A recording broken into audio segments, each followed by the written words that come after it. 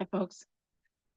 So I just picked a tomato from my tomato plant, and it's been sitting in the kitchen since about, I don't know, November. And since then, we've picked probably 6 tomatoes. And it's a funny story about this tomato plant. So I was all excited this past spring to have a bunch of tomato plants. I bought them and I hadn't gotten them into the ground yet. And then my brother, Dean, who was born with Down syndrome, developed pneumonia. And because of his who he is, I needed to stay with him in the hospital. And so he and I lived in the hospital for 19 days. And my almost 90-year-old mom was at home by herself for that time.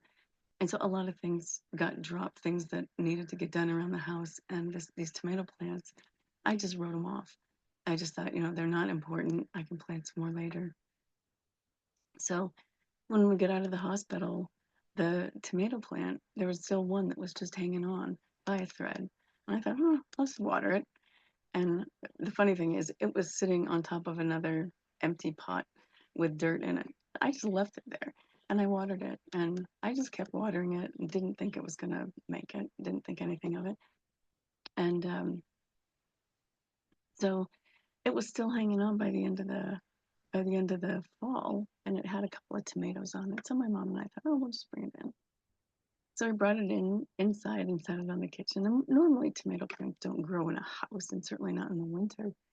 And this plant just kept growing. It looked healthy. It started getting blossoms. So I fertilized it a little bit, and again, we just wanted the few tomatoes that were on it to actually, turn red. So anyway, it's a long story that's not quite short, but um, so this plant has continually survived, and now we're in the middle of January. It's still flourishing. It has 3 tomatoes on it. One is red, almost ready to pick. We get the one from today. And then there's another tiny one on the way, and there's more blossoms.